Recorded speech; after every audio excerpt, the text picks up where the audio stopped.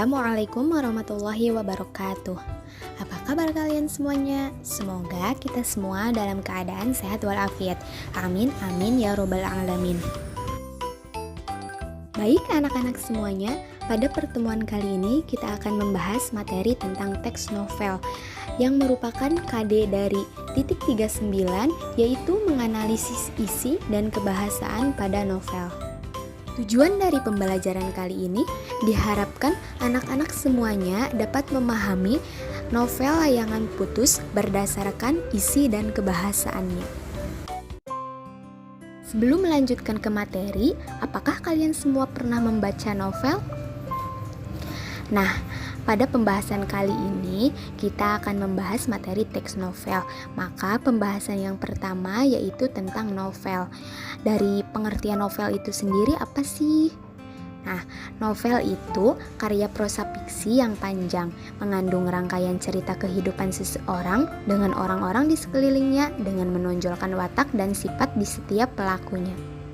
Di dalam novel sendiri terdapat unsur-unsur pembangun, yaitu ada unsur yang membangun dari dalam atau bisa disebut dengan unsur intrinsik, dan ada unsur yang membangun dari luar atau biasa disebut dengan unsur ekstrinsik.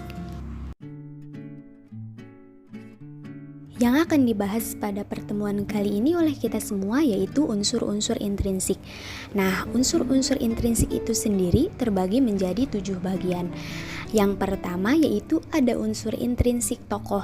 Apa itu unsur intrinsik tokoh? Nah, yaitu para pelaku yang terdapat dalam cerita novel.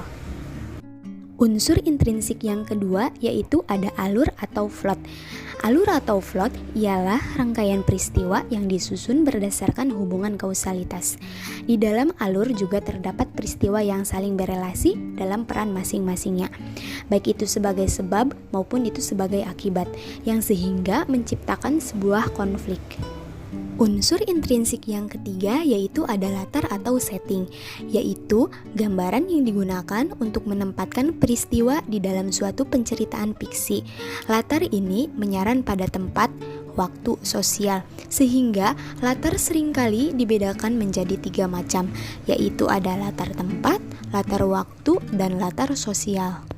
Unsur intrinsik yang keempat yaitu ada sudut pandang atau point of view. Pada sudut pandang, pencerita akan menempatkan tokoh melalui berbagai cara atau pandangan dalam menampilkan tokoh, laku, latar, dan peristiwa untuk menata cerita fiksi kepada pembaca. Untuk unsur intrinsik yang kelima yaitu ada tema. Mungkin kalian semua sudah tidak asing lagi mendengar kata tema. Nah, tema sendiri pada novel yaitu pokok pikiran atau dasar sebuah cerita yang memiliki kaitan dengan makna kehidupan sehari-hari. Unsur intrinsik yang keenam yaitu gaya bahasa. Apa itu gaya bahasa? Gaya bahasa sendiri yaitu merupakan sebuah ciri khas dari pengarang saat menuliskan cerita, seperti dalam pemilihan penggunaan diksi, majas, dan pemilihan kalimatnya. Unsur intrinsik yang terakhir yaitu amanat. Mungkin kalian semua juga sudah tidak asing dalam mendengar kata amanat. Nah, amanat sendiri yaitu pesan yang ingin disampaikan penulis atau pengarang kepada para pembacanya. Untuk pembahasan selanjutnya yaitu mengenai nilai moral.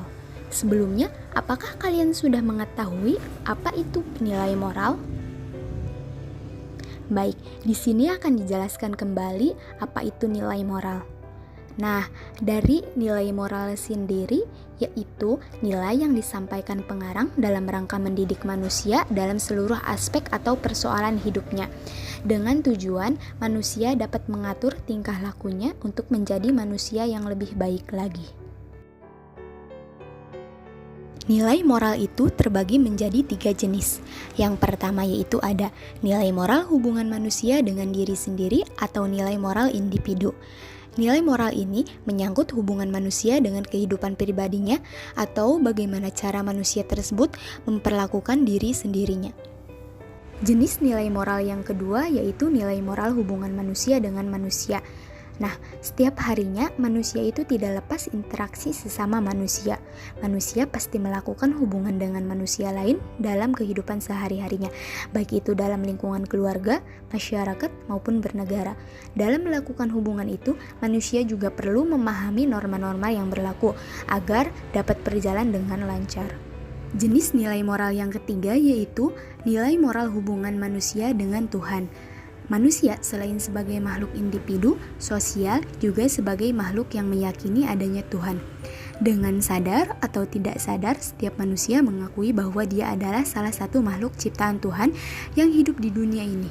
Sebagai makhluk hasil ciptaan Tuhan, maka di dalam dirinya telah dianugerahi sesuatu oleh penciptanya. Kita lanjut lagi kepada materi selanjutnya, yaitu unsur kebahasaan pada novel. Unsur kebahasaan pada novel itu terdapat 8 bagian. Untuk yang pertama yaitu unsur menggunakan kalimat kompleks pada teks. Unsur yang kedua menggunakan kata rujukan tempat, barang, dan orang. Yang ketiga menggunakan konjungsi. Unsur yang keempat menggunakan gaya bahasa metafora, personifikasi, dan perumpamaan. Unsur kebahasaan yang kelima yaitu menggunakan peribahasa. Yang keenam menggunakan kata kerja. Yang ketujuh menggunakan dialog atau ungkapan. Dan yang terakhir yaitu menggunakan kata sifat untuk mendeskripsikan suasana tokoh dan karakter. Sebelum memahami nilai moral pada novel, maka terlebih dahulu kita harus paham dengan langkah-langkahnya. Untuk langkah-langkahnya itu ada 6 cara. Langkah yang pertama yaitu baca novel terlebih dahulu. Yang kedua, tandai kutipan-kutipan kalimat yang mengandung nilai moral pada novel yang sudah dibaca. Yang ketiga, perhatikan dan pahami kutipan-kutipan yang terdapat pada novel. Langkah yang keempat, catat yang dianggap penting mengenai nilai moral. Yang kelima, salin hasil yang sudah dipilih. Dan yang terakhir, cek ulang hasil yang sudah dikerjakan.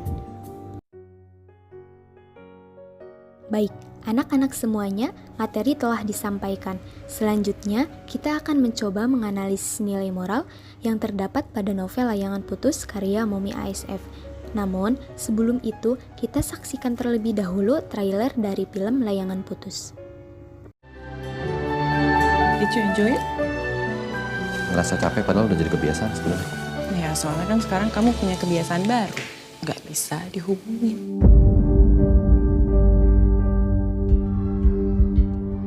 Aku besok lusa ke Bandung. Kita rencananya booking hotel di sana, mau finalisasi soal proposal. Jadi biar fokus buka kamar hotel. Yang ikut siapa aja, Mas? Anak-anak kantor. Tadi merupakan sebuah tayangan trailer dari film Layangan Putus. It's my dream, not her my dream. Mungkin kalimat asing itu sudah tidak asing lagi di telinga sebagian orang. Kalimat ini populer karena serial drama Indonesia yang berjudul Layangan Putus memiliki 10 episode. Serial yang tayang di WTV ini diadaptasi dari sebuah novel dengan judul yang sama. Berikut merupakan contoh nilai moral yang terdapat pada novel Layangan Putus karya Momi ASF. Contoh yang pertama ada nilai moral pantang menyerah, yakni termasuk ke dalam nilai moral hubungan manusia dengan diri sendiri. Kutipan tersebut termasuk nilai moral hubungan manusia dengan diri sendiri yang ditunjukkan oleh Kinan yang memiliki sifat pantang menyerah atas semua yang dihadapinya.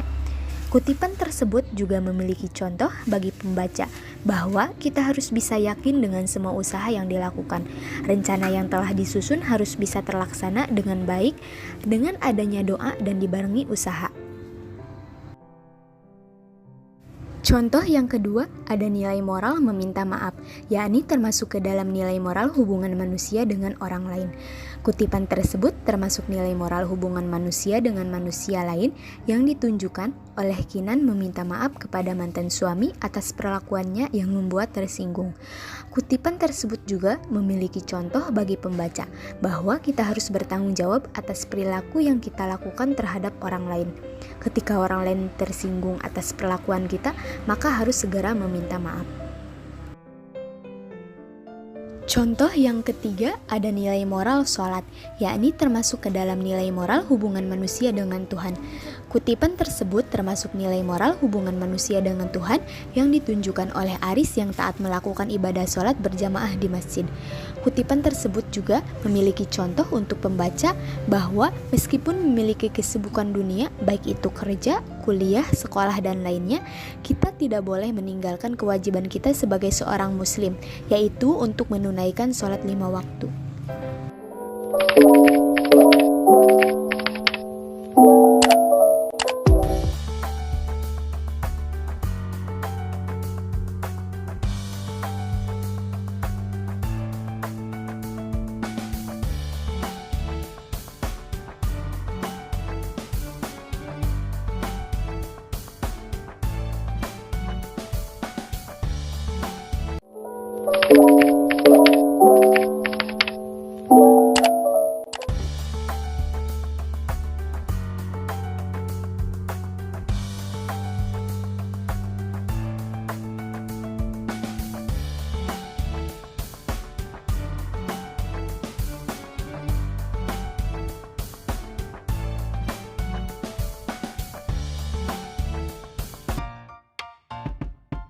Baik, anak-anak semuanya, sekian yang dapat disampaikan pada pertemuan kali ini.